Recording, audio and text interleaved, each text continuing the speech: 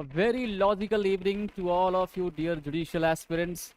So, in this particular session, we are going to have a discussion on some of the specific things as to Chhattisgarh Civil Judge Exam. Chhattisgarh civil जज examination conduct हो चुका है, model answer की भी release हो चुकी है आज ही, और मेरा ख्याल है कि अभी तक आप लोगों ने लगभग सभी प्रकार के आपके जो कुछ भी रिस्पॉन्सेज रहे हैं आपने चेक भी किए होंगे। बहरहाल इस पर्टिकुलर मॉडल आंसर की और साथ साथ इस छत्तीसगढ़ सिविल जज के क्वेश्चन पेपर को देखने के बाद मेरे दिमाग में जो ख्याल आए हैं, या मुझे एक शायर की कुछ पंक्तियां याद आई हैं कि हर एक नज़र के लिए मुख्तलिफ हैं पयाम है हम, कहीं पर जहर का प्याला कहीं पर जाम है हम। कहने का तात्पर्य बहुत सीधा और सिंपल है कि एक ही पर्टिकुलर क्वेश्चन को पढ़ने के बाद और उसका आंसर मार्क करने के बाद उस जुडिशरी एस्पिरेंट के कैंडिडेट में अलग के नजरिए में अलग अलग प्रकार के तथ्य उभर कर सामने आ रहे हैं। आप अगर क्वेश्चन पेपर का एक एनालिसिस देखें विशेषकर लोकल लॉज में, तो आपको चीजें डिफरेंट तरीके से देखने को मिलेंगी। एक ही जगह पर जहां पर हम छत्तीसगढ़ लैंड रेवेन्यू कोड के अंतर्गत देखें तो कुछ वे क्वेश्चंस भी आ गए जो अभी की स्थिति में रिसेंट अमेंडमेंट के माध्यम से उन्हें हटाया जा चुका है। छत्तीसगढ़ रेंट कंट्रोल एक्ट की सिचुएशन अगर हम देखें तो यहाँ पर यू कैन सी कि 2020 के अमेंडमेंट के बाद जहां पर कुछ सेक्शन यानी सेक्शन नंबर 13 की बात मैं कर रहा हूं, उन सेक्शंस को रिमूव कर दिया गया है, उन्हें हटा दिया गया है, क्योंकि सुप्रीम कोर्ट का इस पॉइंट पर एक डिसीजन आ चुका था और डिसीजन के बाद इसे हटाए जाने का जो प्रस्ताव था पास भी हो चुका है। लेकिन उसके बावजूद अब यहाँ पर उस पर प्रश्न आया। अब दो अलग अलग प्रकार की स्थितियां दिखाई पड़ रही हैं। इसके साथ साथ अगर हम थोड़ा सा आगे मूव करें और दूसरे क्वेश्चंस को देखें तो एक एक करके उन चीज़ों को हम लोग देखेंगे, समझेंगे। अभी जो मॉडल आंसर की रिलीज हुई है उसके बारे में भी थोड़ी सी परिचर्चा करेंगे, क्योंकि कुछ क्वेश्चंस, बहुत ज़्यादा तो नहीं लेकिन कुछ क्वेश्चंस अभी भी हैं जहां पर ऑफिशियल मॉडल आंसर की में उसका आंसर मेरा ख्याल है कि गलत पेश किया गया। इसके अलावा जिन क्वेश्चंस में ऑब्जेक्शंस रेज किए जा सकते हैं उसके बारे में भी थोड़ा सा डिस्कशन करेंगे। इन सब चीजों में जाने से पहले मैं आपको बता दूं कि we have release the compendium booklet. आप देख सकते हैं ये बुकलेट बड़े आसानी के साथ। इस बुकलेट में हम लोगों ने कुछ वन लाइनर फैक्ट्स, जो रिकनर फैक्ट्स हैं, उनका एक कलेक्शन आप लोगों तक संप्रेषित करने की कोशिश की थी। ये फिजिकल कॉपी के तौर पर भी सेंड किया गया और साथ साथ सॉफ्ट कॉपी के तौर पर भी। हमें ये बताते हुए बहुत खुशी हो रही है कि इस पर्टिकुलर कंपेंडियम से लगभग 11-12 प्रश्न एज इट इज, या यूं कह लीजिए डायरेक्ट क्वेश्चन उन्हीं में से पूछे गए। तो ये एक अच्छा तथ्य रहा है, अच्छा फैक्ट रहा है कि मैं आप तक संप्रेषित करने में इस बात के लिए बहुत ठीक महसूस कर रहा हूं। सो as far as concerned to the question paper of Chhattisgarh judicial services preliminary exam, जैसा कि मैंने आपसे कहा कि इस पर्टिकुलर क्वेश्चन पेपर के एनालिसिस से कुछ चीजें क्लियर होती हैं। कई सारे बच्चों से बात हुई जो इस पर्टिकुलर एग्जामिनेशन में अपीयर हुए और इस एग्जामिनेशन में उन्होंने अपना परफॉर्मेंस दिया, और उनके इस अटेम्प्टिंग में कुछ अलग अलग प्रकार के तथ्य निकल कर आए। बहरहाल उन्होंने बहुत अच्छे तरीके से प्रिपरेशन की, तैयारी की, लेकिन इसके बावजूद भी कुछ सिली मिस्टेक्स किए हैं। और ये सिली मिस्टेक्स, मैं अक्सर एक बात दोहराता हूँ, अगर हम अपने एग्जामिनेशन में सिली काइंड ऑफ मिस्टेक्स करेंगे या कुछ ऐसे इजी काइंड ऑफ क्वेश्चन जिन्हें हम जानते हैं और उनको हम गलत करेंगे, तो यकीन मानिए हम सिलेक्शन से थोड़ा दूर हो जाएंगे। यकीन मानिए कि हमारा सिलेक्शन इस दिशा में थोड़ा सा प्रश्नगत हो जाएगा। इसलिए हमें इस प्रकार के किसी भी सहज प्रश्न को या इजी काइंड ऑफ क्वेश्चंस को गलत करने की गलती नहीं करनी चाहिए। यह भी बात ठीक है कि प्रथम बार अगर आप इस प्रकार के एग्जामिनेशन में अपीयर हुए हैं तो उन सबके अपने अपने एक्सपीरियंसेस अलग अलग हो सकते हैं, लेकिन हर बार गलतियां कर करके हम सीख नहीं सकते। हमारे पास एक लिमिटेड पीरियड ऑफ टाइम है। तो छत्तीसगढ़ जुडिशियल सर्विसेज की प्रीलिमिनरी एग्जामिनेशन के क्वेश्चन पेपर को अगर आप एनालिसिस करेंगे, अभी मैं थोड़ा सा इसके बारे में आपको बता दूं। अगर आप इस पॉइंट नंबर 7 को पढ़ते हैं, हियर प्रश्नों के हिंदी अथवा अंग्रेजी प्रारूप में किसी तरह की मुद्रण त्रुटि, वर्तनी संबंधी त्रुटि अथवा अन्य कोई त्रुटि होने पर किसी भी विवाद की स्थिति में हिंदी भाषा में छपे शब्द वाक्य को आधार माना जाएगा। इस पॉइंट को ध्यान से देखिएगा। इंग्लिश में भी इन्होंने लिखा है, in case of any doubt due to any printing mistake, spelling mistake और any other type of mistake in Hindi और English format of question, word, sentence printed in Hindi language will prevail. तो हिंदी भाषा में लिखा गया जो भी प्रश्न का अनुवाद होगा वो प्रिवेल करेगा, ये इन्होंने पहले ही दर्शा दिया है। अब ये बात मैं क्यों कह रहा हूं, ये बात मैं इसलिए कह रहा हूं कि जिन पर्टिकुलर पर्सन्स ने छत्तीसगढ़ जुडिशियल सर्विसेज के इस प्रिलिमिनरी क्वेश्चन पेपर को अटेम्प्ट किया है, उन्होंने देखा है, तो आपको एक आईपीसी का क्वेश्चन मिला है। उस क्वेश्चन को अगर हम देखें, विशेषकर मैं आपको बता दूं कि वो सेक्शन नंबर 307 का इलस्ट्रेशन है, आपने देखा भी होगा। सेक्शन नंबर 307 का इलस्ट्रेशन एज इट इज आपसे पूछ लिया गया। इसका जो इंग्लिश वर्जन है, इस इंग्लिश वर्जन में अगर हम देखें तो आप अटेम्प्ट टू मर्डर, है ना, हत्या के प्रयास से संबंधित दृष्टांत में इफ डेथ इज इंश्यूड शब्द का प्रयोग हुआ है। और हिंदी वर्जन में लिखा गया कि अगर इस प्रकार की स्थिति में व्यक्ति की मृत्यु हो जाती है, when the person is having the intention to kill anybody, तो ऐसी स्थिति में व्यक्ति मर जाता है। अब अगर इंग्लिश वर्जन और हिंदी वर्जन दोनों वर्जन को हम देखें, तो चूंकि इन्होंने यहां पर इस बात को मेंशन कर ही दिया है कि हिंदी भाषा विल प्रिवेल, तो ऐसी सिचुएशन में कहीं ना कहीं एक डाउट, एक भ्रम की स्थिति उत्पन्न हो जाती है, क्योंकि intention to kill and Hindi version में व्यक्ति मर गया है, तो कहीं ना कहीं उसके क्वेश्चन के आंसर में मर्डर का ही जो आंसर है वो ठीक प्रतीत होता है। लेकिन चूंकि ये अटेम्प्ट टू मर्डर के अंतर्गत एक स्पेसिफाइड इलस्ट्रेशन ही है, इसलिए बहुत ज्यादा प्रश्न यहाँ पर रेस करना भी ठीक नहीं लगता है। दोनों ही प्रकार की सिचुएशन राइज हो रही हैं, तो ये तो आगे का सवाल है, आगे का एक पॉइंट है कि इसके संदर्भ में ऑब्जेक्शंस तो फाइल होंगे ही, तो इसके संदर्भ में पीएससी क्या फॉलो कर रही है, इसके संदर्भ में थोड़ा सा आगे हमें वेट कर लेना चाहिए। अपार्ट फ्रॉम इट, क्वेश्चंस का जो पैटर्न रहा है, यहाँ पर यह बात जानना बहुत इंपॉर्टेंट है कि लास्ट 2 ईयर से, पिछले 2 वर्षों से अगर हम देखें लगातार, स्पेसिफिकली 2023 फरवरी में होने वाला प्रीलिम्स एग्जामिनेशन और अभी के इस एग्जामिनेशन में, और अगर हम 2019 के भी क्वेश्चन पेपर को थोड़ा सा देखें, तो मिले जुले स्वरूप में हम ये बात कह सकते हैं कि एक नया ट्रेंड फिर से देखने को मिल रहा है कि यहाँ पर माइनर लॉज और लोकल लॉज से बहुत ज्यादा क्वेश्चन पूछे जाने की टेंडेंसी इंक्रीज हो रही है। आपने ये भी देखा लास्ट टाइम भी, फरवरी 2023 के प्रीलिम्स एग्जामिनेशन में भी और अभी के इस पर्टिकुलर क्वेश्चन पेपर में भी, कि मेजर पोर्शन यानी मेजर बैरक से पूछे जाने वाले जो क्वेश्चंस थे, उनकी लिमिटेशन या उनकी सीमा कुछ कम हो गई है। तो यहां से अब मेजर चंक या मेजर काइंड ऑफ क्वेश्चंस पूछे जाने की प्रोबेबिलिटी उतनी दिखाई नहीं पड़ रही है। हालांकि छत्तीसगढ़ अपने आप में अनएक्सपेक्टेड काइंड ऑफ स्टेट है, किस प्रकार की जो फॉर्मेट है वो अडॉप्ट कर लें कुछ कहा नहीं जा सकता है, ऐसा अनुभव के माध्यम से हम कह सकते हैं। ओवरऑल क्वेश्चन कैसे थे? क्वेश्चन डायरेक्ट प्रोविजन बेस्ड थे, क्वेश्चन ट्रिकी भी थे, क्वेश्चन एक प्रकार से कंफ्यूजिंग भी थे, राइट। और जो पर्टिकुलर फैक्ट मैं हमेशा अपने स्टूडेंट्स से कहता हूं, कई बार मैंने वीडियो सेशंस में भी ये बात कही है कि आपसे आजकल जो क्वेश्चन पूछे जाने की टेंडेंसी बढ़ रही है कि क्वेश्चंस में not, otherwise, never, correct, incorrect, false, इस प्रकार के जो कुछ भी शब्द लगे हुए क्वेश्चन पूछे जाएं, तो आप अपने सेंसेस को थोड़ा सा चैतन्य कर लीजिए, क्योंकि ऐसी स्थिति में ये कुछ और बातें कहने जा रहा है या पूछने जा रहा है। और अगर हमने इन पर्टिकुलर वर्ड्स पर ध्यान नहीं दिया, तो यकीन मानिए आप बहुत हद तक वहां पर गलती करेंगे। ये बिल्कुल प्रूव्ड काइंड ऑफ फैक्ट समझ लीजिए। तो ओवरऑल हमें यह समझना है कि ऐसे पर्टिकुलर क्वेश्चंस आपको कहीं भी दिखें, तो ऐसी स्थिति में आपको थोड़ा सा सावधान हो जाना चाहिए। आप इस पर्टिकुलर क्वेश्चन में भी देख सकते हैं कि इस क्वेश्चन पेपर के अंतर्गत कई सारे ऐसे अलग अलग क्वेश्चन पूछे गए जहां पर not, correct, incorrect, even if, इन चीजों के होते हुए भी अगर हम थोड़ा सा एक स्टेप और आगे देखें, तो ऐसे क्वेश्चंस को भी पूछे जाने की टेंडेंसी इंक्रीज हो गई जहां पर कोई उसका आंसर ही means none of the above के ऑप्शंस को इंक्लूड किए जाने की जो एक हैबिट है वो इंक्रीज हो गई। तो ऐसे कई क्वेश्चन आपको मिलेंगे जहां पर नन ऑफ द अबव ही आंसर है, राइट।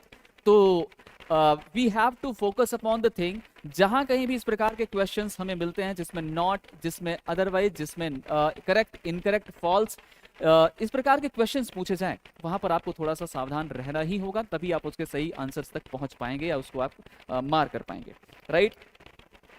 अपार्ट फ्रॉम इट और क्या चीजें हैं?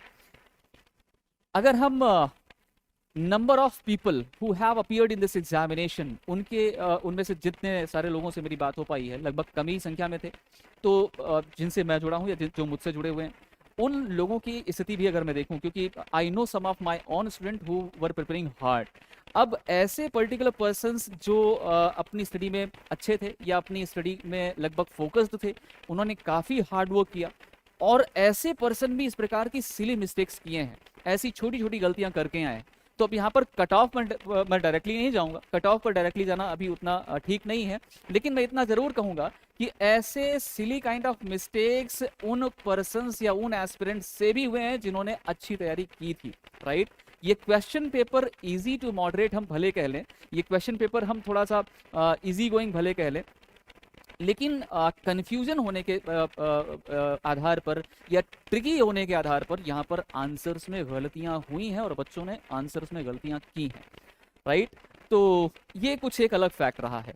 अपार्ट फ्रॉम इट, अब अगर इन क्वेश्चन पेपर के अंतर्गत हम उन क्वेश्चंस में भी जाएं, अभी अपन चलेंगे और उन क्वेश्चंस में भी देखेंगे, ताकि हम विशेषकर वे स्टूडेंट्स जो अभी तक प्रीलिम्स एग्जामिनेशन में बैठे नहीं हैं, जिन्हें अभी इस प्रकार की चीज़ों का अनुभव नहीं है, उन्हें अभी से ही बहुत ज़्यादा कॉशियस हो जाना चाहिए, ताकि आप दूसरों के मिस्टेक्स और दूसरों की गलतियों से सीख सकें। अगर आप आज दूसरों की मिस्टेक्स और दूसरों की गलतियों से नहीं सीखेंगे तो यही गलतियां आप दोहराएंगे। तो जरूरी यह है कि हम उन पॉइंटर्स को जानें, उन बिंदुओं को जानें जहां पर इस प्रकार की गलतियां ऐसे दूसरे आपके सीनियर्स ने की हैं। तो इस स्थिति में आप अपने आप को थोड़ा सा बेहतर स्थिति तक ला पाएंगे, राइट।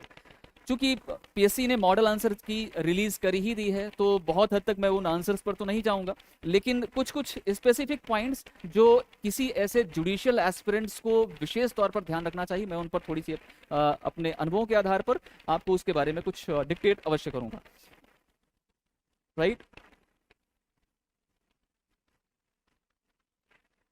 नाउ सी,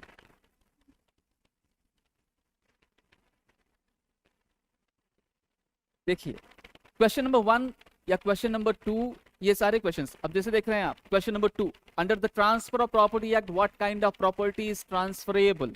अब सेक्शन नंबर 6 के अंतर्गत ये आपको तीनों कैटेगरीज देखने को मिलती हैं, किस प्रकार की प्रॉपर्टीज ट्रांसफरेबल हैं, अंतरणीय हैं या नहीं। तो इसके अंतर्गत हम कुछ एक्सेप्शंस देख लेते हैं। Any kind of property if not prohibited by law, तो यूनिवर्सल प्रिंसिपल है कि कोई भी ऐसी संपत्ति हो, कोई भी ऐसी प्रॉपर्टी हो जो कि कानूनी तौर पर प्रोहिबिट ना की गई हो, उसे हम ट्रांसफरेबल बना सकते हैं, वो उसे हम अंतरण के तौर पर देख सकते हैं।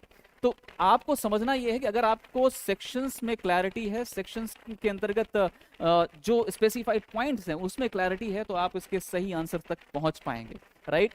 फिर आगे अगर हम देखें तो यहाँ पर भी कंडीशन से संबंधित क्वेश्चन पूछ लिए गए। जिस पर्टिकुलर कंडीशन पर बेस्ड इस प्रकार का ट्रांसफर किया जाना था वो कंडीशन ऑफ एग्जिस्टेंस में ही नहीं रही, तो स्थिति वाइड तक जाती है, शून्यता की ओर जाती है। लिस्ट पेंडेंस के अंतर्गत अगर आप देखें, थोड़ा सा कॉन्सेप्चुअल क्वेश्चन हम कह सकते हैं, क्योंकि it is depending upon the principle of equity and depending upon the necessity of final adjudication. तो इसका सही आंसर नंबर डी होगा। मैं स्पेसिफिक उन क्वेश्चन की ओर चल रहा हूं जहां पर आपको थोड़ा सा कंफ्यूजन की स्थिति दिखाई पड़ सकती है, आपको थोड़ा सा सोचने पर मजबूर किया जा सकता है। और एक बात मैं और क्लियर करूं, ये direct kind of provision based कुछ क्वेश्चन ऐसे पूछे गए जहां पर आपसे, क्योंकि उसे आप डायरेक्टली इंडेक्स बेस्ड क्वेश्चन कह सकते हैं, तो उन क्वेश्चंस में जो ऑप्शंस लिखे गए वो ऑप्शंस अपने आप में बहुत ही नियर थे, और इस वजह से कई सारे स्टूडेंट्स को उन पर्टिकुलर नियरेबल ऑप्शंस की वजह से कंफ्यूजन हुआ है। आप देखिए कॉन्स्टिट्यूशन ऑफ इंडिया का जो क्वेश्चन पूछा गया, राइट, क्रिमिनल एप्लेट ज्यूरिसडिक्शन की चीजें आप देखिए, 132, 133, 134 एग्जैक्ट एक लाइन में ही इस प्रकार के आर्टिकल्स लिख दिए गए। और भी ऐसे सेक्शन जैसे छत्तीसगढ़ लैंड रेवेन्यू कोड के अंतर्गत जो डिलीट एक प्रोविजन आपसे पूछा गया 192 का, डेवोल्यूशन ऑफ राइट्स का, वहां पर भी 192, 191 संबंधी प्रोविजंस लिख दिए गए। तो ऐसी सिचुएशन में जो कुछ चीजें हमें याद थी उसमें भी हमें कंफ्यूजन हो गया। ये बात समझ आ रही है? तो ये कैसे दूर होगा, मैं भी उस पर भी आऊंगा कि ये कैसे दूर होगा, इस पर हमें क्या करना चाहिए, राइट। व्हाट एल्स, जहां पर आपको थोड़ा सा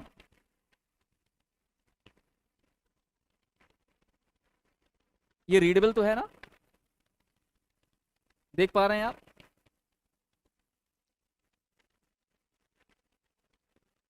क्वेश्चन नंबर 8 देखिए, under the transfer property act termination of lease of immovable property shall be in the following manner, oral intimation, written notice, sending agents by telephonic information.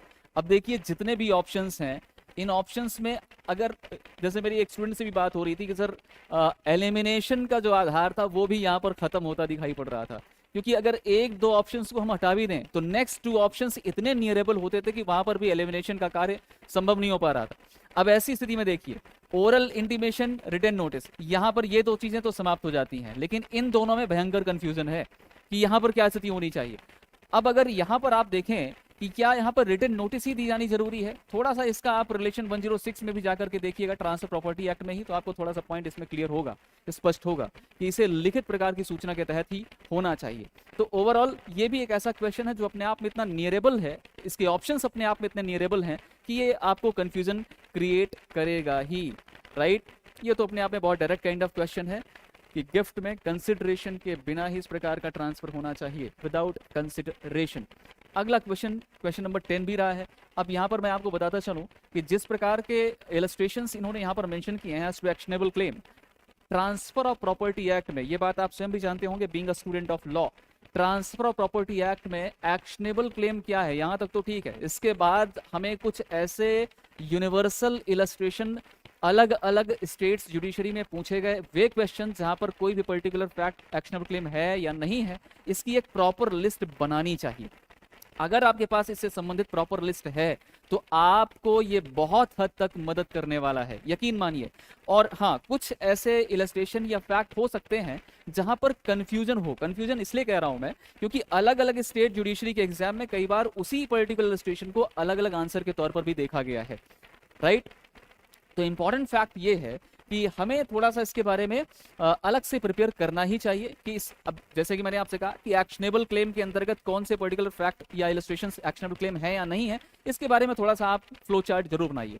कौन सा ऐसा particular transaction होगा या इस प्रकार की प्रॉपर्टीज होंगी जहां पर रजिस्ट्रेशन रिक्वायर्ड है, आपको एक प्रॉपर फ्लो चार्ट बनाना चाहिए कि जहां पर रजिस्ट्रेशन मैंडेटरी है या ऑप्शनल है, right. It will help you much. यकीन मानिए ये केवल और केवल पढ़ लेने मात्र से या 2-3 बार उसे मेमोरी में फीड कर लेने मात्र से इसका कार्य समाप्त नहीं होगा।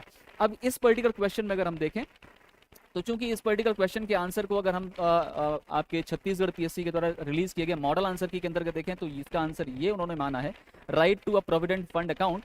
यहाँ पर मैं आपको बताता चलूं कि अगर आप कुछ केस लॉज के माध्यम से देखेंगे तो उन केस लॉज के अंतर्गत right to credit amount in the provident fund account, इसे एक्शनेबल क्लेम के तौर पर देखा जा रहा है, राइट। एक तो ये बात होगी। दूसरा, right to claim benefit of contract coupled with liability. What kind of benefit, किस प्रकार का लाभ, ये बात तो यहां स्पेसिफाइड नहीं है, राइट। अगर मैं ये कहूं A is selling a car to B and B is responsible और B is liable to pay sum of amount और consideration with respect to the car, in this situation अगर ए के द्वारा कार की डिलीवरी नहीं दी गई और B ने अपनी जो कुछ भी ऑब्लिगेशंस थे, अपनी जो कुछ भी बाध्यताएं थी, उन्हें उसने पे कर दी हैं या कंप्लीट कर दी हैं, तो ऐसी स्थिति में B is having some kind of claim against mister A, right. लेकिन अगर ए ने उस पर्टिकुलर कार की बी को पहले ही सौंप दी है, means constructive kind of position has already been given, in that case B can not have the right to claim, right. तो अब इससे हम इस चीज को थोड़ा सा रिलेट करके देख लें तो अब इस पर्टिकुलर क्वेश्चन में मुझे ऐसा प्रतीत होता है कि थोड़ा सा इसमें भी और रिसर्च की आवश्यकता है, जहां पर ये देखा जाना चाहिए, क्योंकि ये अपने आप में थोड़ा सा कंफ्यूजिंग काइंड ऑफ क्वेश्चन है। तो इसका आंसर अभी ऑब्जेक्शंस फाइल होंगे, ऑब्जेक्शंस फाइल होने के बाद थोड़ा सा और सही तरीके से देखा जा सकेगा, राइट। कोर्ट फीस के अंतर्गत जो क्वेश्चन पूछे गए उसमें मेरा ख्याल है कि यही एक ऐसा प्रश्न रहा है जो डायरेक्टली आपको बेरेट के अंतर्गत देखने को मिल सकता है, और बाकी क्वेश्चंस तो मेरा ख्याल है ये रिपीटेड क्वेश्चंस भी रहे हैं। ये क्वेश्चन पहले भी स्टेट जुडिशरी के एग्जाम में पूछे गए हैं, मुझे बहुत हद तक तो नहीं पर थोड़ा इस क्वेश्चन को देखने के बाद ऐसा लग रहा है कि ये क्वेश्चन पहले पूछा गया है, राइट। ये भी डायरेक्ट क्वेश्चन है जिसमें whenever you are preparing for Chhattisgarh Civil Judge Examination, please do not forget to mug up the index pages. उस पर्टिकुलर स्टेट के अंतर्गत जब कभी भी आप किसी क्वेश्चन पेपर को पिक करेंगे तो आपको चैप्टर वाइज, आपको पार्ट वाइज निश्चित तौर पर 2-3 प्रश्न मिलेंगे, 2-3 क्वेश्चन मिलने ही मिलने हैं। इसलिए आपको उस पर्टिकुलर स्टेट की प्रिपरेशन में इस फैक्ट को ध्यान में रखना ही होगा, राइट। फर्दर ये भी आपको क्लियर ही है।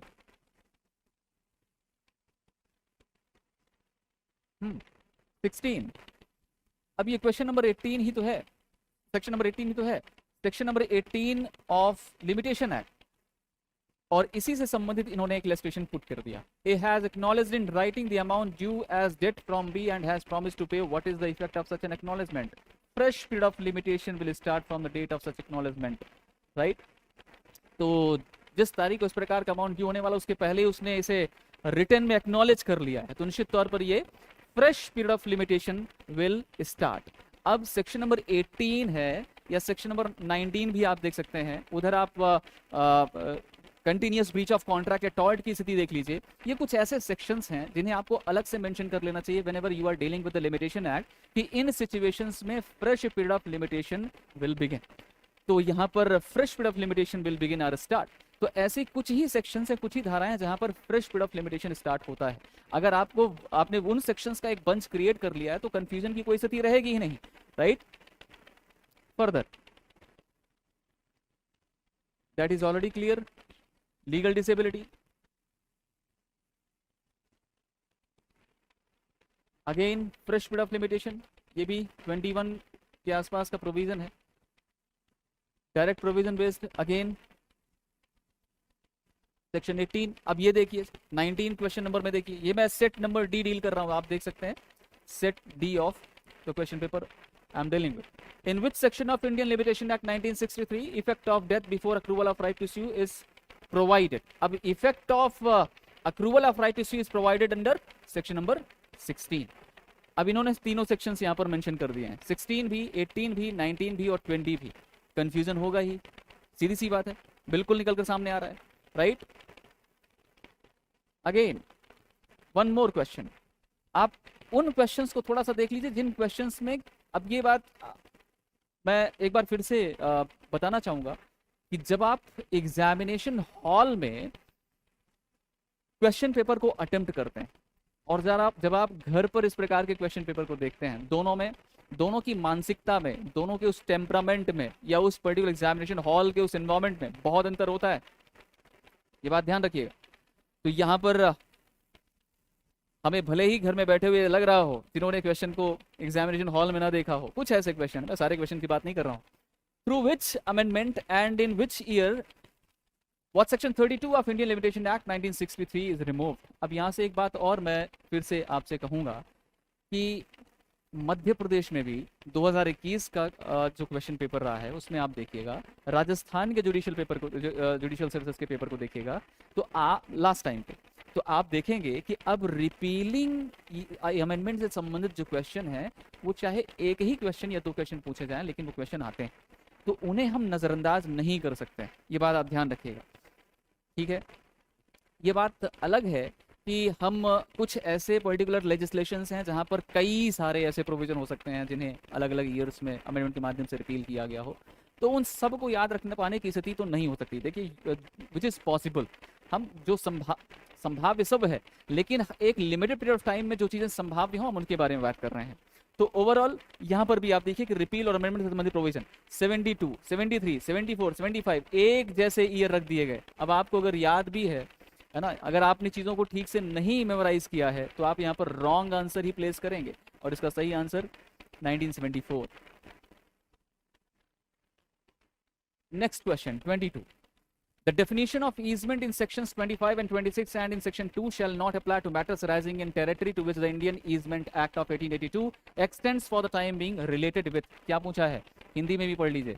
25 और 26 और धारा 2 में सुखाचार की परिभाषा उस राज्य क्षेत्र में उत्पन्न होने वाले मामलों पर लागू नहीं होगी जिस पर भारतीय सुखाचार अधिनियम 1882 समय के लिए विस्तारित हो, संबंधित है। अब अगर आप इस पर्टिकुलर प्रोविजन को देखना चाहें तो आप लिमिटेशन एक्ट की सेक्शन नंबर 29 के अंतर्गत जाकर के देखेंगे तो आपको यही भाषा एज इट इज मिलेगी। कुछ बच्चों का प्रश्न ये भी था कि सर ईजमेंट एक्ट सेक्शन 2 भी तो उसमें मेंशन्ड है या इसके अंतर्गत लिखा जा रहा है, तो क्या इसे भी हम यहाँ पर इंक्लूड कर लें, क्योंकि ये लिमिटेशन एक्ट के अंतर्गत पूछा जाने वाला क्वेश्चन है। 29 के अंतर्गत ये language as it is produced है, तो हमें यहाँ पर इसका मोस्ट अप्रोप्रिएट जो जवाब है वो ए के अंतर्गत रखना होगा, यानी सेक्शन नंबर 29 लिमिटेशन एक्ट के अंतर्गत रखना होगा, राइट। ये कंफ्यूज करने के लिए आपको यहाँ पर इस प्रकार का ऑप्शन पेश किया गया है। एक और क्वेश्चन देखिए, अंडर द मैं सिर्फ उन क्वेश्चंस को, मैं बार बार कह रहा हूँ, मैं उन क्वेश्चंस को थोड़ा सा देखने का प्रयास आप लोगों को करवा रहा हूँ जिन क्वेश्चंस में इस प्रकार की एक कंफ्यूजन वाली स्थिति नजर आती है, आप बहुत आसानी से देख सकते हैं। Under the negotiable instrument act banker includes any person acting as a banker. बहुत सिंपल सी डेफिनेशन नेगोशिएबल इंस्ट्रूमेंट एक्ट में है ना, इंटरप्रिटेशनल क्लॉज के अंतर्गत शामिल की गई। और अगर आपने वेट अ मिनट, अगर आपने इस पर्टिकुलर ऑप्शन को देखा है और उस पर्टिकुलर इंटरप्रिटेशनल प्रोविजन के अंतर्गत इसे आपने पढ़ा है तो इसे तो आप बहुत जल्दी मार्क कर देंगे। लेकिन जिस व्यक्ति को इस पर्टिकुलर सेक्शन के बारे में मेमोयर नहीं है या उसे ठीक से याद नहीं है, तो post master, post office saving when तीनों एक दूसरे से कंफ्यूज करने के लिए सफिशिएंट है, या ऑल ऑफ द वेब को मेंशन करने के लिए सफिशिएंट है। तो ऐसे क्वेश्चंस को पूछे जाने की टेंडेंसी इंक्रीज हो रही है। एक और स्थिति में बात कर रहा हूं सेक्शन नंबर 10 के बारे में। Section number 10 that is I think, एक बार देखिएगा, पेमेंट इन ड्यू कोर्स के बारे में लिखा गया है। अगर हम इन पर्टिकुलर ऑप्शंस को पढ़ें और एक झटके में जब हम जवाब देते हैं तो हम होल्डर इन ड्यू कोर्स को मार्क करके आ जाते हैं, जैसा कि उस बच्चे ने जिसका ये क्वेश्चन पेपर रहा होगा उसने इसे मार्क कर रखा है। ये इसका गलत आंसर है। इसका आंसर होगा नन ऑफ द अबव, क्योंकि इसमें payment in due course provide किया गया है under section number 10। So the point is कि ऐसे क्वेश्चंस भी हमें ध्यान रखने होंगे, राइट। नन ऑफ द अबव से संबंधित क्वेश्चंस पूछे जाने की प्रोबेबिलिटी भी इंक्रीज हो रही है, और किसी भी क्वेश्चंस का आंसर करने से पहले हमें एटलीस्ट, अगर उसके बारे में डाउट है, उसके बारे में किसी प्रकार की एक कंफ्यूजन की स्थिति है, भ्रांति की स्थिति है, तो यकीन मानिए उसको कम से कम 2 बार आप पढ़िए। इतना समय आपके पास अवेलेबल होता है। और इस प्रकार के पेपर में तो आप वैसे भी 1.5 घंटे में सारा क्वेश्चन पेपर करके बैठे रहे होंगे, जो पेपर जिन लोगों ने इस पर्टिकुलर क्वेश्चन पेपर को अटेम्प्ट किया होगा। तो important fact is you have to be very cautious while you are dealing with the questions which are kind of confusing questions or tricky questions, right. Again यहाँ पर आप देखिए कि यह पर्टिकुलर क्वेश्चन भी अनयूजुअल जगहों से ही पूछा जा रहा है, जहाँ पर इस प्रकार के क्वेश्चन कम ही कभी पूछे गए हों किसी स्टेट जुडिशरी में। तो मार्जिनल हिट से ही डायरेक्ट इस प्रकार के क्वेश्चन पूछे जा रहे हैं। ऐसे क्वेश्चन पूछे जाने की प्रोबेबिलिटी भी इंक्रीज हो रही है, right. You have to develop the understanding that how the questions are being asked, क्योंकि हम जिस जुडिशियल सर्विसेज की तैयारी कर रहे हैं या किसी भी ऐसे कंपटीशन की तैयारी कर रहे हैं, तो हमें उस समय उन तात्कालिक समय में पूछे जाने वाले क्वेश्चंस के बारे में अवेयर रहना होगा। कैसे क्वेश्चन पूछे जा रहे हैं, कैसे क्वेश्चन पूछे जाने की प्रोबेबिलिटी बढ़ रही है, किस प्रकार क्वेश्चन का ट्रेंड आ रहा है, ये चीज़ें हमें थोड़ी सी जाननी होंगी, हमें थोड़ा सा इसके बारे में अवेयर रहना होगा, right. It will give you some kind of guiding force. यहाँ पर भी थोड़ा सा कंफ्यूजन लोगों को क्रिएट हुआ होगा, हालांकि बहुत सिंपल काइंड ऑफ क्वेश्चन था, लेकिन संभव। Again chapter number 14। अब chapter number 14 of the negotiable instrument act is related to, अब ये तीनों पर्टिकुलर प्रोविजंस इस पर्टिकुलर चैप्टर के अंतर्गत अलग अलग सेक्शंस में मेंशन्ड हैं। इस पर्टिकुलर चैप्टर का जो नाम है, शायद इशू ऑफ चेक्स संबंधी कुछ बातें लिखी गई हैं, लेकिन ये तीनों पर्टिकुलर जो ऑप्शंस हैं किसी न किसी धारा या किसी न किसी सेक्शन या प्रोविजन के अंतर्गत इंक्लूडेड हैं। अब अगर व्यक्ति ने पढ़ा भी होगा तो भी संभव है कि यहाँ पर वो कंफ्यूज हो जाए और उस समय वो, ये देखिए, all of the above mark कर जाए, राइट। तो ऑल ऑफ द अबव इसका करेक्ट आंसर होगा, क्योंकि चैप्टर से संबंधित जो स्पेसिफिक टॉपिक या चैप्टर संबंधित जो स्पेसिफिक हेड है वो यहाँ पर नहीं लिखा गया है, लेकिन ये सेक्शन, ये तीनों सेक्शन स्पेसिफिकली चैप्टर 14 के अंतर्गत ही इंक्लूडेड है, राइट।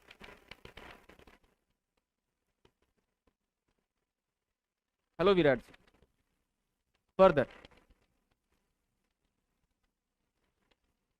इजी क्वेश्चन, यहाँ भी कोई इशू नहीं। हाँ, ये क्वेश्चन जरूर एक अनयूजुअल जगह से पूछ लिया गया, ये भी आप देख सकते हैं, एक अनयूजुअल जगह से पूछा गया क्वेश्चन ये भी है, पर ये कि अधिकतर लोगों का तुक्का यहाँ पर लग गया होगा ऑप्शन नंबर सी को लेकर के। रजिस्ट्रेशन एक्ट, यहाँ भी देखिए 88, 89, 90 इस प्रकार के जो कुछ भी ऑप्शंस आपको जहाँ कहीं भी देख रहे हैं, आप ये बात देख सकते हैं कि बहुत हद तक इस प्रकार के क्वेश्चन आपको मिल रहे हैं जहाँ पर सेम सीक्वेंस में नंबरिंग की गई है, सेक्शन नंबर लिखे गए हैं। तो ऐसी स्थिति में ये कंफ्यूजन क्रिएट करेगा ही, right. Again none of the above, यहाँ पर भी क्यों, क्योंकि यहाँ पर 2 साल का पीरियड ऑफ टाइम है। आपके भी समय की बचत करूंगा मैं और अपने भी समय की बचत करूंगा मैं, क्योंकि बहुत हद तक इस प्रकार का एनालिसिस आपने देख लिया। मैं केवल उन पर्टिकुलर क्वेश्चंस पर ही मार्क करूंगा जहां पर रिक्वायर्ड है कि आप उसके बारे में थोड़ा सा अवेयर हों for the purpose of preparing in the further upcoming examinations. Registration act में बहुत हद तक ये आप देख सकते हैं अनयूजुअल जगहों से पूछे जाने वाले क्वेश्चंस। कुल मिलाकर के आपको अपकमिंग टाइम में कुछ ऐसे लेजिस्लेशंस के लिए पूर्ण रूप से तैयार रहना होगा कि इसमें कुछ भी पूछा जाए, we should be prepared. Again specific relief act के अंतर्गत ये क्वेश्चन, हालांकि ये पहले भी प्रीवियस ईयर किसी स्टेट में पूछा भी गया है।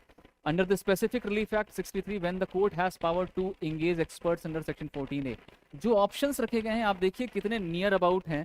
when the court is considering it necessary, when it is expedient in the interest of justice, only on the application of party। अगर इन तीनों पॉलिटिकल ऑप्शंस को देखें तो ऐसा लगता है कि पक्षकार का आवेदन तो जरूरी होगा ही, है ना।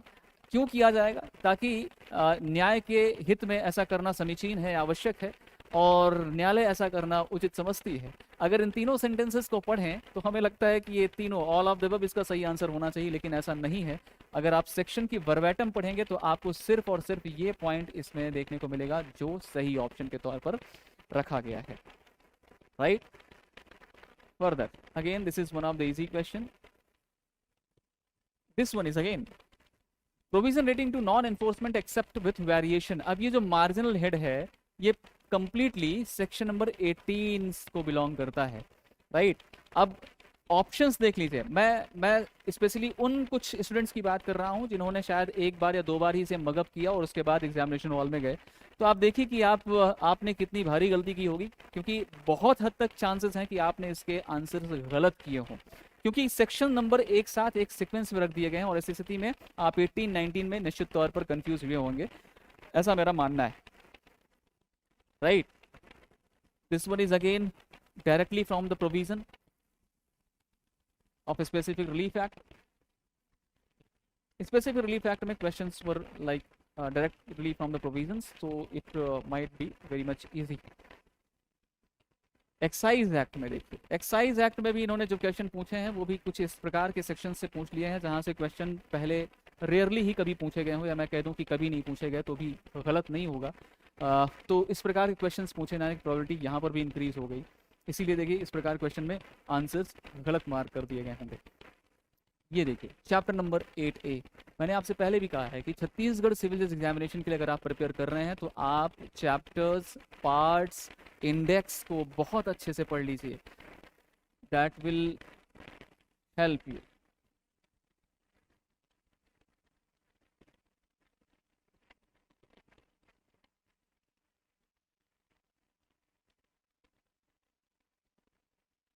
अगेन वही नन ऑफ द अबव वाले क्वेश्चंस जहाँ पर इनके आंसर भी बहुत हद तक उनके करीब हैं।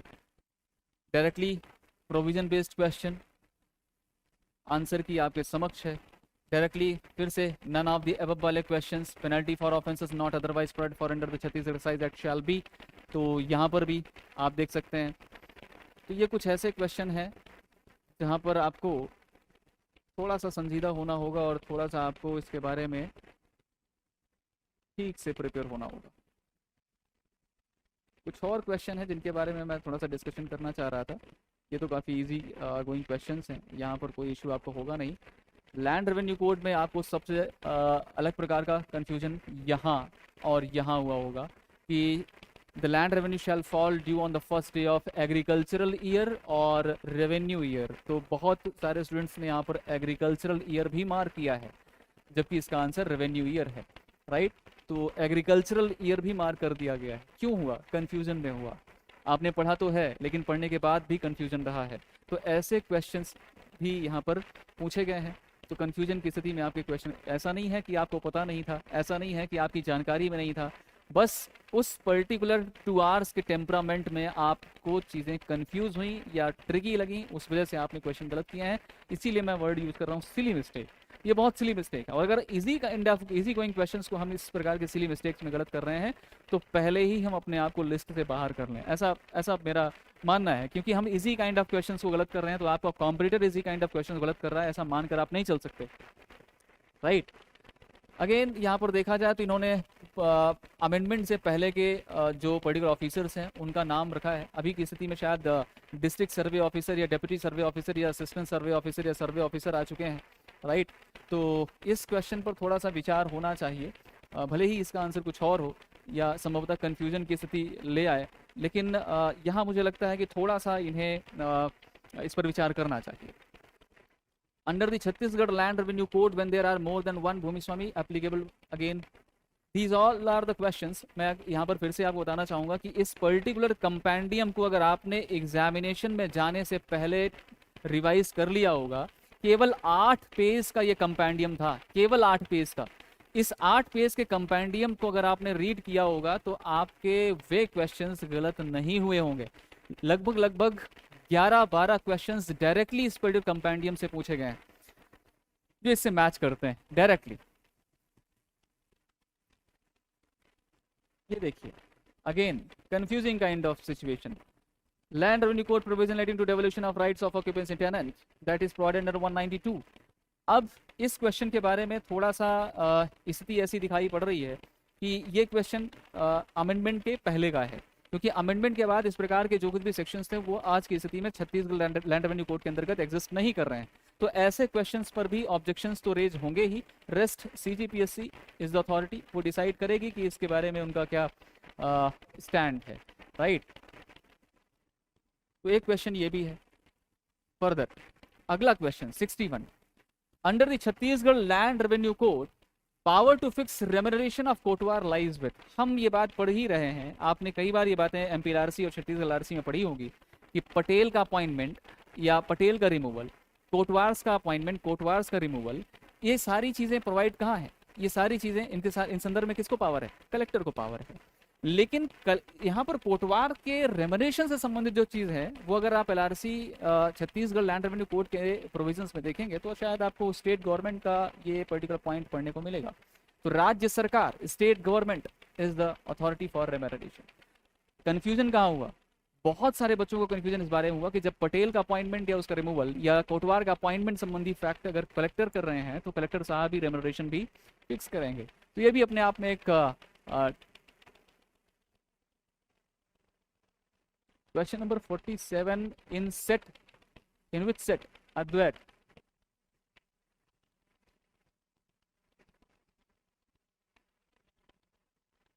क्योंकि मैं सेट नंबर डी डिस्कस कर रहा हूँ। 47 कहा ना आपने?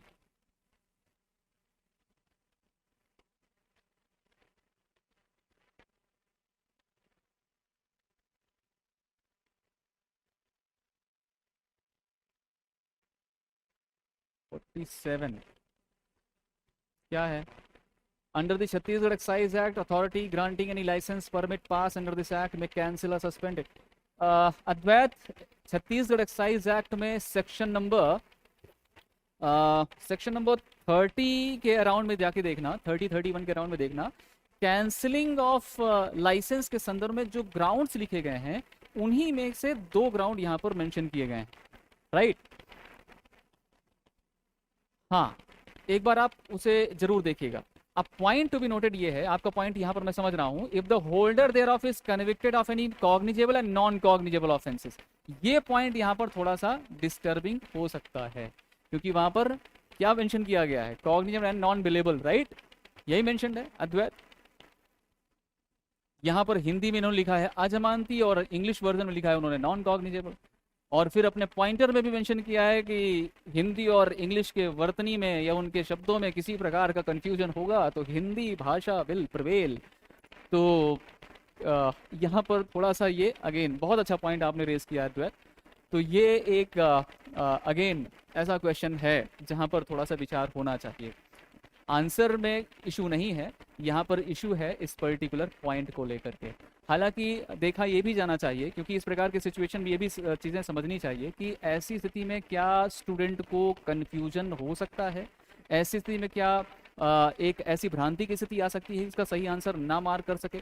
अगर आपने हिंदी वर्जन नहीं देखा, अगर आपने उसका हिंदी वर्जन तत्काल उसी समय नहीं समझा, तो मेरा ख्याल है कि यहाँ पर आंसर फिर आप गलत मार्क कर सकते हैं। लेकिन साथ साथ आपने अगर हिंदी वर्जन भी देख लिया होगा तो आंसर सही मार्क होगा। तो उन परिस्थितियों के बारे में भी थोड़ा विचार किया जाएगा कि इस प्रकार के क्वेश्चन को पढ़ने के बाद क्या बच्चा कंफ्यूज होगा, राइट? क्या ऐसा एस्पिरेंट यहाँ पर कंफ्यूजन की स्थिति में आ सकता है? तो यस, कंफ्यूजन की स्थिति में तो आ सकता है, इसमें इशू नहीं है। अगर उसने हिंदी वर्जन को नहीं देखा तो यहाँ पर कंफ्यूजन की स्थिति में आ सकता है।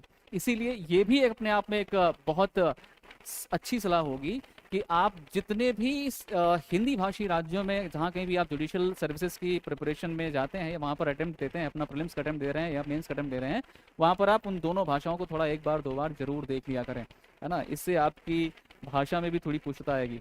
बहुत अच्छा अद्वैत।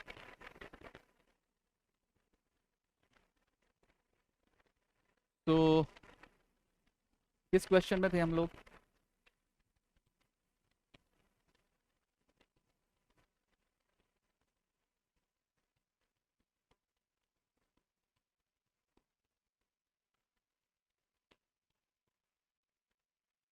ज़्यादा ही बड़ा हो गया। रीडेबल है ना, ये भी पॉइंट समझ लिया।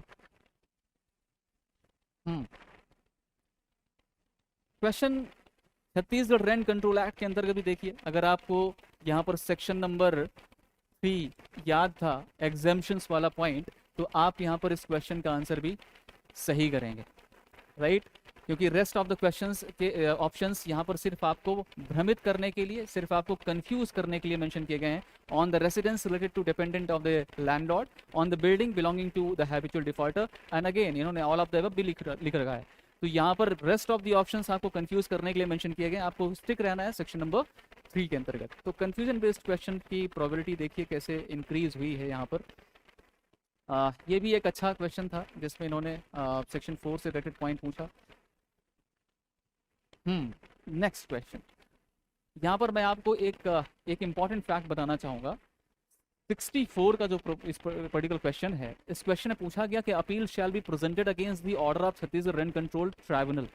अगर आप छत्तीसगढ़ रेंट कंट्रोल एक्ट के सेक्शन 13 को रीड करेंगे तो वहाँ पर कुछ ये फैक्ट लिखे गए हैं कि रेंट कंट्रोल ट्राइब्यूनल के द्वारा दिए गए किन्हीं भी ऐसे आदेशों की अपील किसको होगी? सुप्रीम कोर्ट को होगी। अब यहाँ पर अगेन मैं इसलिए बार बार ये बात कह रहा हूँ, अब इस कंपेंडियम में अगर आप ओपन करेंगे तो डायरेक्टली ये बात इसमें मेंशन्ड है, एज इट इज मेंशन्ड, और दोनों बातें लिखी गई हैं कि Rajendra Diwan versus Pradeep Kumar Raniwala 2019 supreme court judgement, जिसमें सुप्रीम कोर्ट ने यहाँ पर इस पर्टिकुलर सेक्शन को अल्ट्रा वायरस डिक्लेयर किया था और रिमूव करने का आदेश दिया था, इसे अनकॉन्स्टिट्यूशनल डिक्लेयर किया था।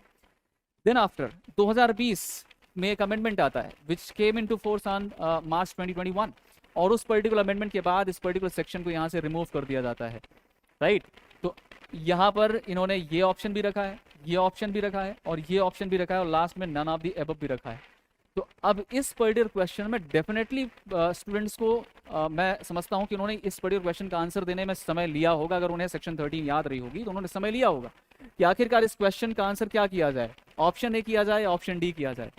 अगर हम अमेंडमेंट के बाद की सिचुएशन देखते हैं तो option number D is the right answer, और अमेंडमेंट से पहले की सिचुएशन देखें। ये मैं क्यों कह रहा हूँ? क्योंकि इन्होंने अमेंडमेंट से पहले जैसे छत्तीसगढ़ आरसी में भी क्वेश्चन पूछ रखा है, तो बच्चा यहाँ पर कंफ्यूज होता है कि आखिरकार उसे किस प्रकार का आंसर यहाँ पर दिया जाना चाहिए, क्योंकि उस वहाँ पर ओएमआर शीट है, ओएमआर शीट में आपने जो भी अपने आंसर्स मेंशन किए उसके बाद आपका काम खत्म होता है, आप उसे चेंज नहीं कर सकते हैं। तो this is another kind of question जहाँ पर आपको डेफिनेटली कंफ्यूजन हुआ होगा, ऐसा मुझे प्रतीत होता है।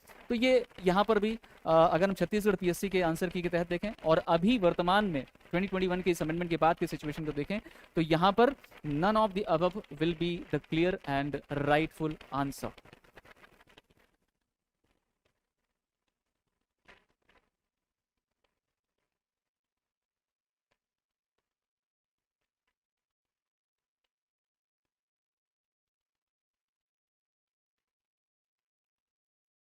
तो रुक गया भाई।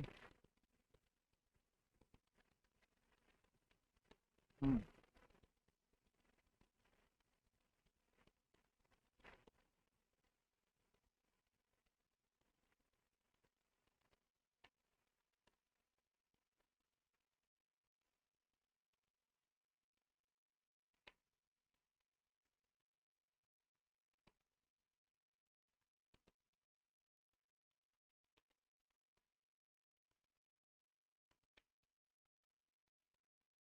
शुरू से हो गया भाई।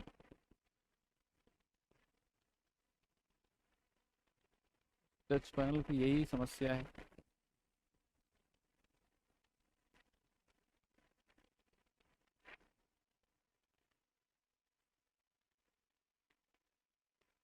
मेरा ख्याल है मोस्ट ऑफ द क्वेश्चंस तो मैंने डिस्कस कर ही लिए हैं।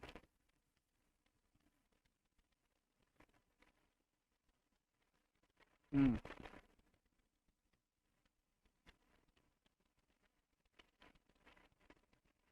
ये भी क्वेश्चन आपको कंफ्यूज करने के लिए, rights of tenant, obligation of tenant, rights of both tenant and landlord, none of the above.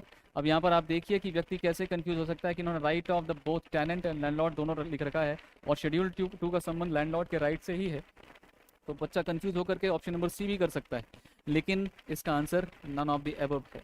तो नन ऑफ द अबव से संबंधित लगभग 3 से 4 क्वेश्चन आपने देख लिए हैं, इजंट इट? और एक इंटरेस्टिंग पॉइंट देखिए, क्वेश्चन नंबर 67, क्वेश्चन नंबर 67 के अंतर्गत जो क्वेश्चन पूछा जा रहा है, इस क्वेश्चन में ये दोनों इसके आंसर रखे गए हैं। अगर आप क्वेश्चन को इस क्वेश्चन का संबंध जिस पर्टिकुलर सेक्शन से है उस सेक्शन को जाकर के देखेंगे तो इस प्रकार के क्वेश्चन के अंतर्गत ये प्रोविजंस आपको देखने को भी मिलेंगे। मेरा कहना बहुत सिंपल है। हाँ, 104 वाले प्रोविजन में क्या इशू है अद्वैत?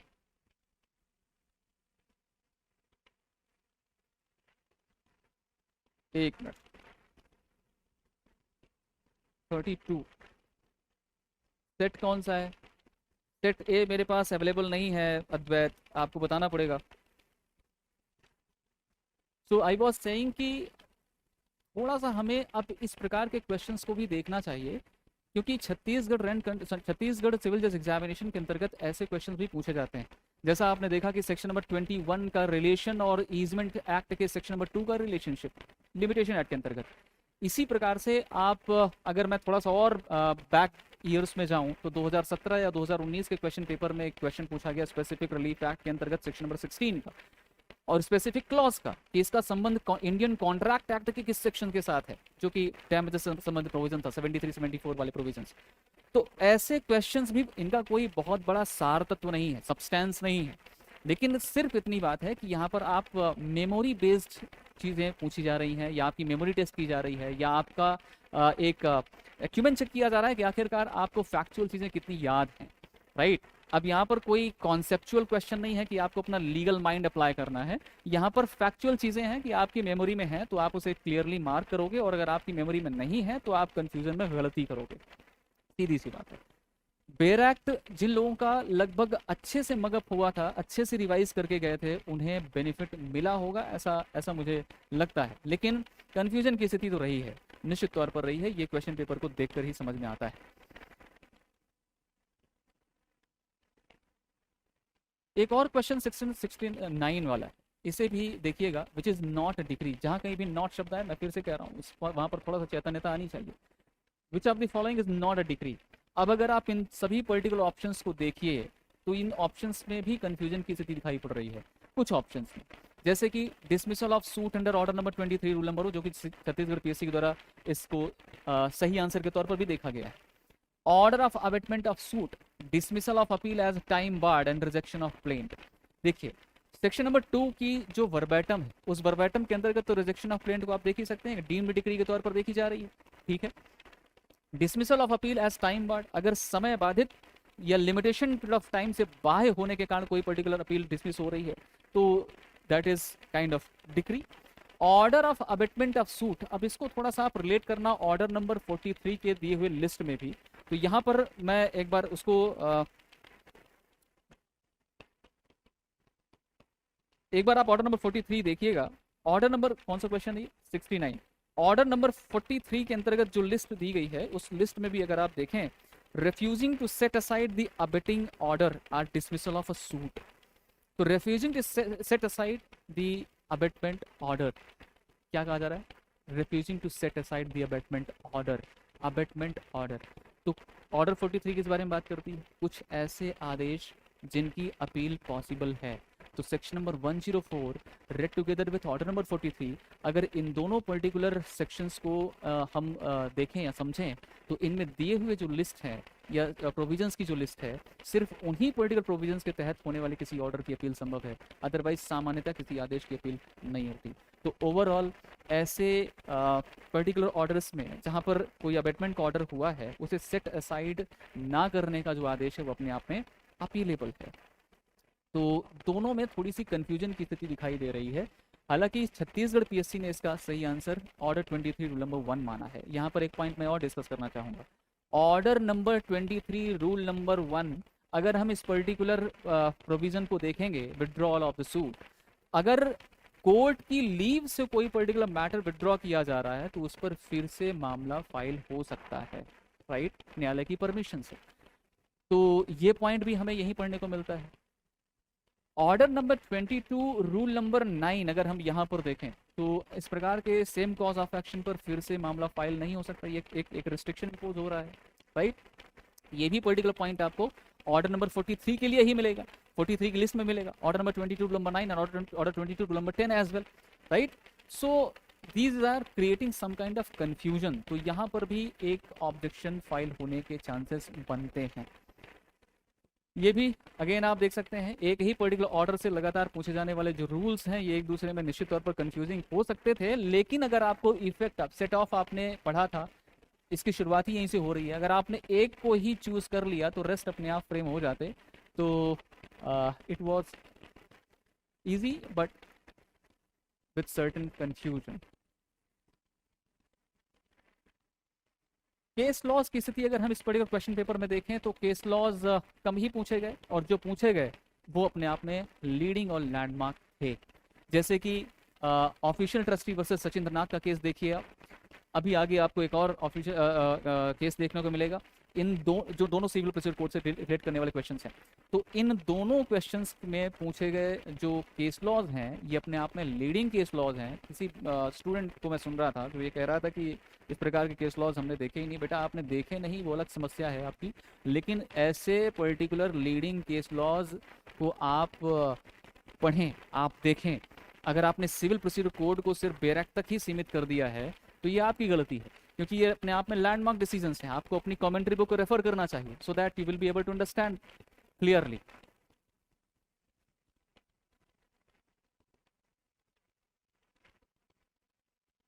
Question number 73, which of the following is are appealable orders under 104? इसमें क्या इशू है द्वैत, यही क्वेश्चन पूछ रहे थे क्या आप?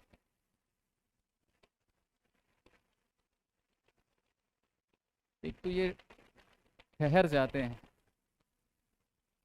Which of the following is are appealable orders under section 104 CPC?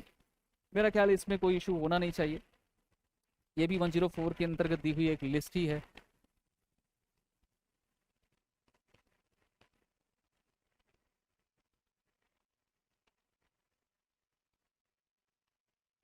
Next question मैं अपने फिजिकल फॉर्मेट वाली कॉपी से देख लेता हूँ। एक और क्वेश्चन उन्होंने कंफ्यूजिंग तौर पर पूछा, वो था 75 का, जिसमें सेक्शन नंबर 234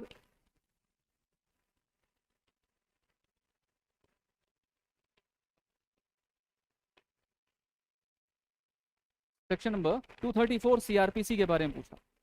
अब यहाँ पर निश्चित तौर पर लोगों को कंफ्यूजन हुआ होगा कि ये आर्ग्यूमेंट है, ये अक्विटल है, ये डिफेंस के बारे में है।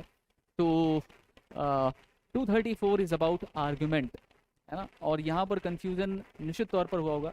ये भी अपने आप में एक ऐसा क्वेश्चन रहा है जिसने डायरेक्टली लोगों को कंफ्यूज किया है।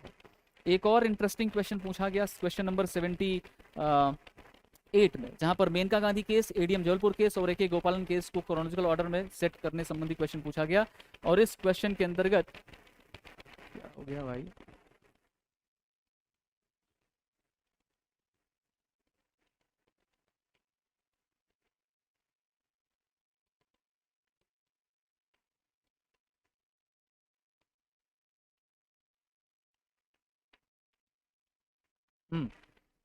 इस क्वेश्चन के अंतर्गत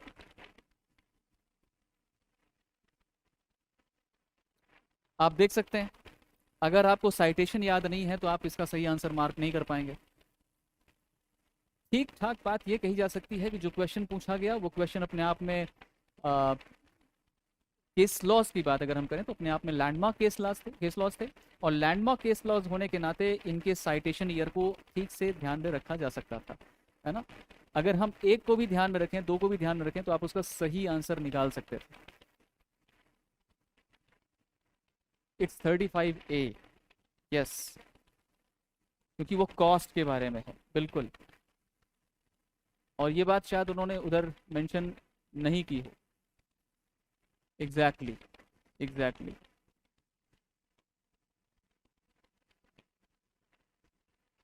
मुझे ऐसा लगता है 2017 में छत्तीसगढ़ सिविल जज एग्जामिनेशन में जो क्वेश्चन पेपर आया था, 2019 में, आई एम सॉरी, 2019 में उन्होंने लगभग 9 क्वेश्चंस रिमूव किए, और उसके बाद फिर इस प्रकार का उन्होंने मॉडल आंसर की रिलीज की थी, जिसमें पिटीशन भी फाइल हुई थी कि इसमें लगभग 40% से ज़्यादा क्वेश्चंस रॉन्ग हैं। हालांकि छत्तीसगढ़ हाई कोर्ट ने उस समय जो सिंगल बेंच थी उन्होंने इस पर्टिकुलर केस में एग्जामिनेशन को ही डिसमिस करने का आदेश पारित किया था, लेकिन बाद में रिविजनल मैटर ने ऐसा ऑर्डर पीएससी के फेवर में पास हुआ। तो ओवरऑल यहाँ पर भी अब देखिए ऐसे जितने भी क्वेश्चंस हैं उनमें ऑब्जेक्शन तो डेफिनेटली फाइल होंगे, अद्वैत वहाँ पर भी क्वेश्चन में ऑब्जेक्शन फाइल डेफिनेटली होगा।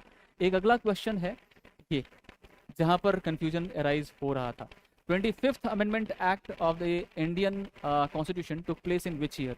अब इसका ईयर पूछा गया था, तो ईयर तो 97 है, लेकिन force kind of period of time अगर आप देखेंगे तो 1972 के आसपास देखने को मिलेगा। तो ये भी अपने आप में कंफ्यूजिंग काइंड ऑफ स्थिति रही है। इसका सही आंसर तो 1971 ही है, तो कंफ्यूजन वाला पॉइंट ये भी रहा है, राइट। तो यू कैन सी, ये देखिए 132, 133, 134, 131, बताइए क्रिमिनल अपीलेट जुरिसडिक्शन कहाँ है, और इन तीन में आप कंफ्यूज हो सकते हैं। This was the question. Hansraj Gupta versus official liquidator of Dehradun Mussoorie electric transmit company limited. Civil procedure code जब कभी भी आप पढ़ेंगे तो आपको सूट के डेफिनेशन में ये लैंडमार्क जजमेंट जरूर बताया जाएगा। आप इस बात के डिफेंस पे नहीं आ सकते कि ऐसे ऐसे क्वेश्चन, ऐसे केस लॉज हमें नहीं बताए गए। अगला point of confusion, Indian evidence act, भारतीय साक्ष्य अधिनियम। उन लोगों को तो ठीक है जिनको सिविल प्रोसीजर कोड ठीक से याद थी, उन्होंने ठीक से पढ़ा था, तो उन्हें तुरंत ही क्लिक करेगा कि सेक्शन 80 इज अबाउट नोटिस, है ना। लेकिन जिन लोगों ने ठीक से नहीं पढ़ा होगा तो वो तो भारतीय साक्ष्य अधिनियम में धारा 80 को रिवाइज कर रहे होंगे या याद कर रहे होंगे। तो आप समझ सकते हैं कि यहाँ पर क्वेश्चन का जो आंसर है ऐसे लोगों को कंफ्यूज कर सकता है, राइट। तो आंसर तो ठीक है, लेकिन जो लेजिस्लेशन का नाम यहाँ पर लिखा गया और जिसके बारे में पूछा जा रहा है उसके तो ऑप्शन ही नहीं है। ये तो सिविल प्रोसीजर कोड के दिए हुए ऑप्शंस हैं। तो यहाँ पर भी पीएससी को ऑब्जेक्शन फाइल किया जाएगा या किया जा सकता है, जिसमें आगे क्या डिसीजन होगा वो देखना पड़ेगा। क्लियर। अगला क्वेश्चन सेक्शन 90 का, सॉरी क्वेश्चन 90 का। As per the Indian contract act there are 2 essential requirement of valid acceptance. अब अगर आप पहले ऑप्शन को पढ़ें, आप तीसरे ऑप्शन को पढ़ें और चौथे ऑप्शन को पढ़ें तो लगेगा कि ये तीनों क्यों नहीं है यहाँ पर, क्योंकि लगभग ये पॉइंट भी सेक्शन 7 के अंतर्गत आपको ये पॉइंट तो मिलेगा ही, लेकिन इसके साथ साथ ये पॉइंट भी मिलेगा, राइट। तो यहाँ पर ये पर्टिकुलर तीनों कहीं भी ऑप्शन नहीं है। अब कहा ये जाए कि इसमें मोस्ट अप्रोप्रिएट हम क्या चूज करें, तो ठीक है मोस्ट अप्रोप्रिएट के लिए तो हमें इसे चूज करना ही पड़ेगा। तो वहाँ पर हम इसे यहाँ तक सीमित कर सकते हैं कि 1 और 3 में इसे हम सीमित कर दें। 4th पॉइंट को यहाँ पर इन्होंने लीव कर दिया है।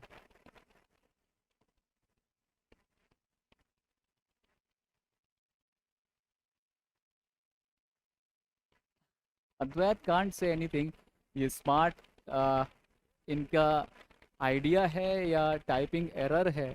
अगर टाइपिंग एरर है तो फिर हिंदी ट्रांसलेशन में इतना क्यों इशू हो रहा है, कम से कम हिंदी ट्रांसलेशन ही ठीक से कर देते। और हालांकि आपने पहले ये पॉइंट क्लियर कर दिया है कि हिंदी ट्रांसलेशन में लिखी गई चीज़ें ही प्रिवेल करेंगी। आमतौर पर आप ये बात समझ लें, मध्य प्रदेश जुडिशरी के क्वेश्चन पेपर में अगर आप देखेंगे तो यहाँ पर ये बात लिखी जाती है कि English version will prevail. Chhattisgarh में ये पढ़ने को मिल रहा है कि यहाँ पर हिंदी वर्जन विल प्रिवेल। तो कन्फ्यूजन की स्थिति इतने सारे क्वेश्चन में देखने को मिल रही है। ऑब्जेक्शंस तो फाइल होंगे ही। अब रेस्ट देखिए कि इनका मॉडिफाइड जो प्रत्युत्तर आता है या आंसर आता है वो क्या रहता है। This is again one of the easy going question. Contract act का डायरेक्ट इलस्ट्रेशन ही है और इसका सही आंसर भी यही रहेगा। आईपीसी के अंतर्गत भी आप इसे देख सकते हैं कि जो करेक्टली मैच्ड नहीं है वो बताना है, ये दोनों करेक्टली मैच्ड हैं वो आप सेक्शन वाइज जानते ही हैं। आईपीसी तो बहुत इजी काइंड ऑफ पूछा गया क्वेश्चन रहा है। अगला क्वेश्चन जो अपने आप में थोड़ा सा और ट्रिकी है।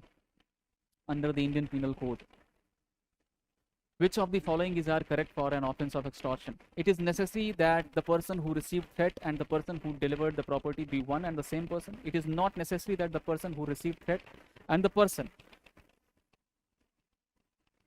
who delivered the property be one and the same person. मैं एक बार इस particular section number 383 of IPC की वर्बैटम को पढ़ता हूँ, आप ध्यान से समझना। ये लिखता है कि whoever intentionally puts any person in fear of any injury, putting any person in fear of any injury, to that person or to any other person, and thereby dishonestly induces the person so put in fear to deliver to any person any property, valuable security, anything signed, sealed, which will be converted into valuable security.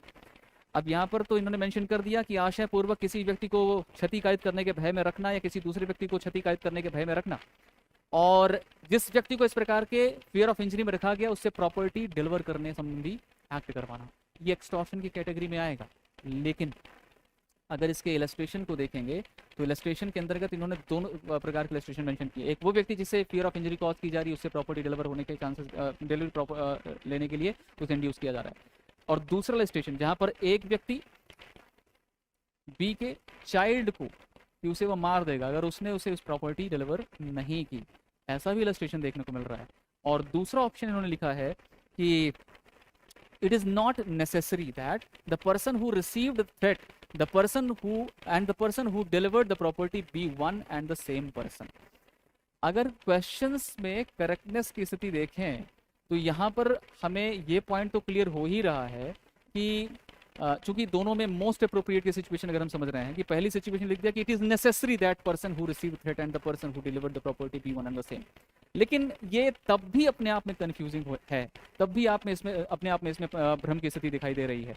और इस question के अंतर्गत जो सही answer PSC ने भी माना है उसका सही आंसर ऑप्शन नंबर 2 है कि यानी ऑप्शन नंबर बी है, केवल ऑप्शन नंबर 2 ही इसका सही आंसर है। ऐसा बिल्कुल जरूरी नहीं है कि जिस व्यक्ति को इस प्रकार की थ्रेट दी जा रही है, फियर ऑफ इंजरी दी जा रही है, वही व्यक्ति ही या सेम पर्सन ही प्रॉपर्टी डिलीवर करे, उसके बिहाफ में कोई और व्यक्ति भी तो कर सकता है। अब ये थोड़ा सा और इसके बारे में देखा जाना चाहिए कि आखिर इसकी स्थिति क्या है। हालांकि सेक्शंस को देखने के बाद, ये सेक्शन को ठीक तरीके से समझने के बाद तो ये प्रतीत होता है कि इस बड़े क्वेश्चन का आंसर अपने आप में कंफ्यूजिंग है दोनों में।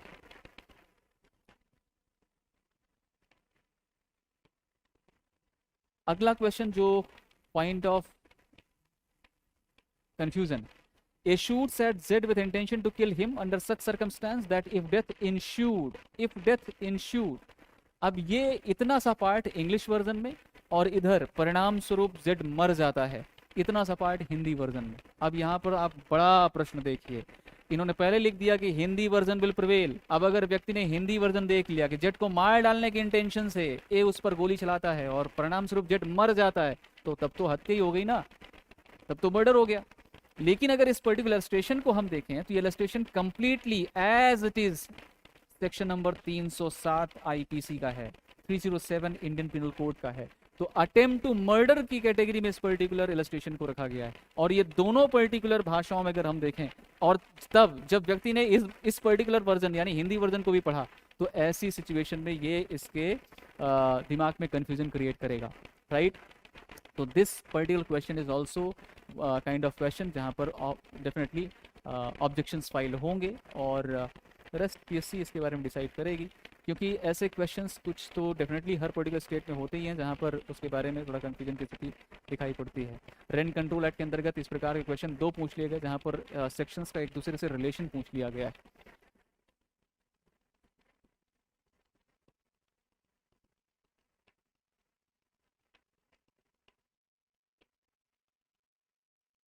(94) में section 43 illustration 8 says the same thing. Uh,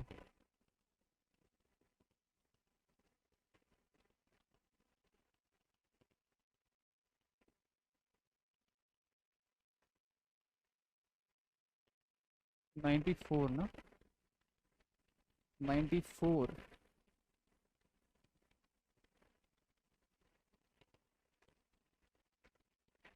इसमें क्या इशू है? A, B and C jointly promises to pay D a sum of rupees 3000. C is compelled to pay the whole. A is insolvent but his assets are sufficient to pay 1/2. इसे आपको पकड़ लेना चाहिए. His debts D is entitled to receive. तो C ने अगर उस amount को कम्प्लीटली पे किया है और A की जो कंप्लीट एसेट है वो केवल आधा अमाउंट ही पे कर सकती है जितनी उसकी लाइबिलिटी है। अगर तीनों की लाइबिलिटी देखें तो 1,000 रुपये आ रही है। सी की लाइबिलिटी ए की लाइबिलिटी उसके एसेट्स के माध्यम से 500 ही आ रही है। तो रेस्ट जो अमाउंट है वो अमाउंट ये पर्टिकुलर पर्सन्स आपस में पे करेंगे। ठीक है, क्या इशू है इसमें? It is clear?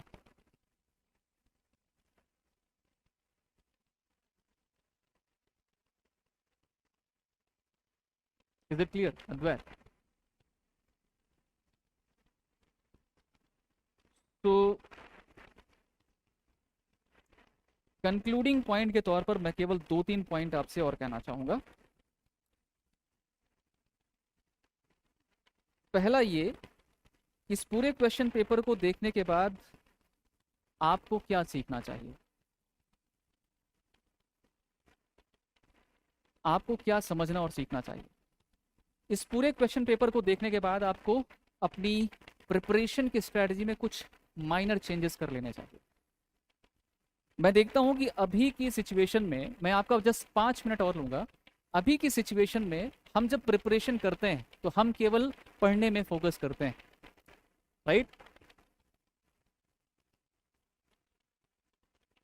ठीक है द्वैत, उसको एक बार और मैं देखूंगा। तो हम केवल पढ़ने में ही फोकस करते हैं।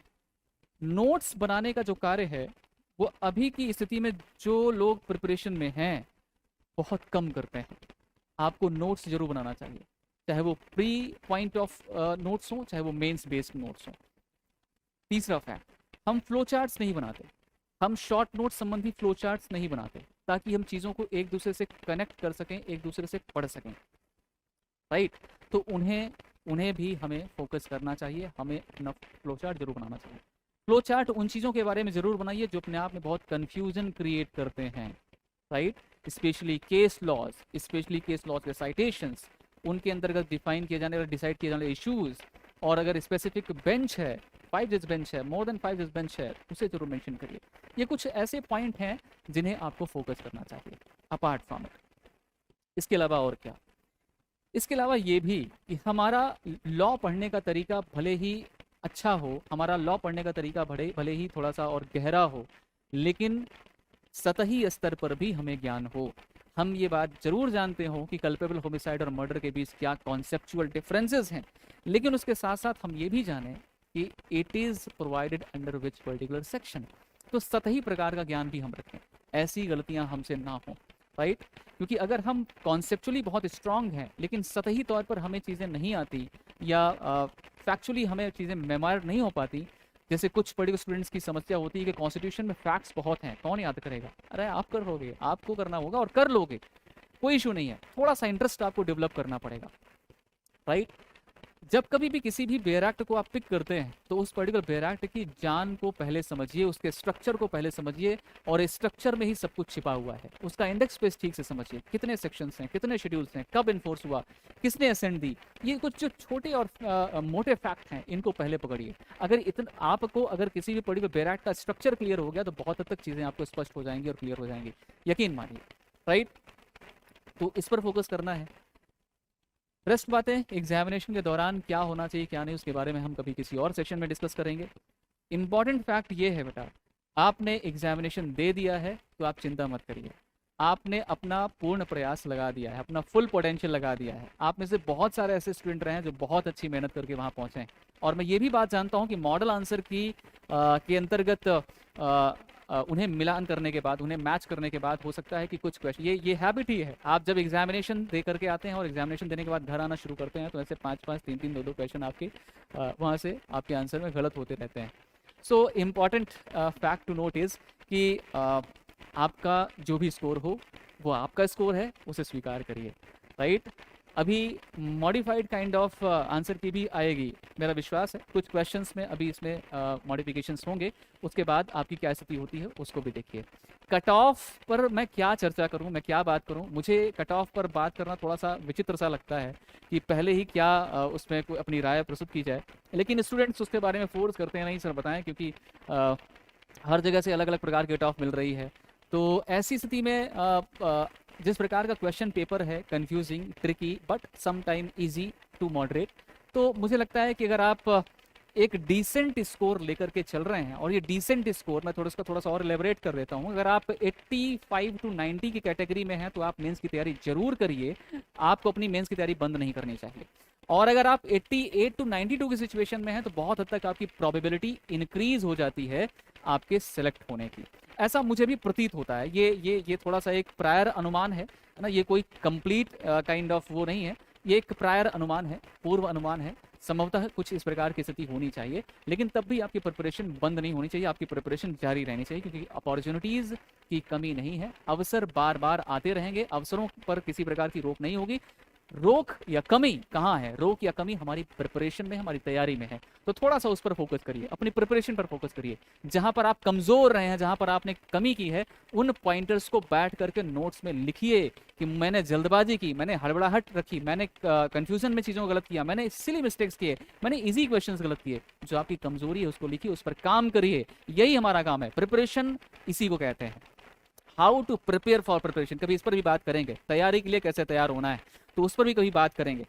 So important fact is in the last it will be last in the last कि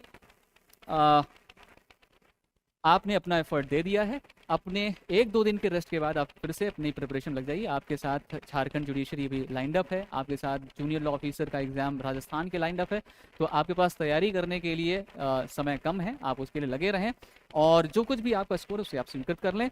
और इसके संदर्भ में एक शायर की छोटी सी पंक्ति ही कहूँगा यहाँ पर। दुष्यंत साहब की ये लाइन है कि दुख नहीं कोई कि अब उपलब्धियों के नाम पर, और कुछ हो या ना हो आकाश सी छाती तो है, नाव जर्जर ही सही लहरों से टकराती तो है, एक चिंगारी कहीं से ढूंढ लाओ दोस्तों, इस दिए में तेल सी भीगी बाती तो है।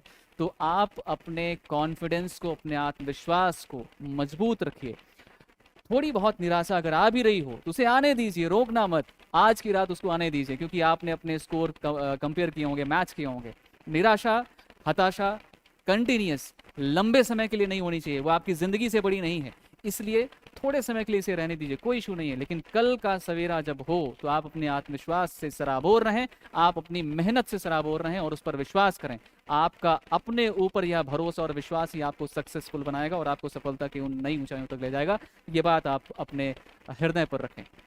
So this is all for today, and thank you so much to all of you the people who have joined this particular session, and I'm very delightful with regard to this particular session। मुझे बहुत अच्छा लगा आप लोगों से इसके संदर्भ में थोड़ा सा डिस्कशन करना, और मैं उम्मीद करूंगा कि इस प्रकार के सेशन अब लंबे टाइम पर बने रहें और आप सब अपनी प्रिपरेशन इसी प्रकार से पूरी तल्लीनता के साथ, पूरी सजगता के साथ लगे रहें। आप सबका बहुत बहुत धन्यवाद। Thank you so much to all. Good night.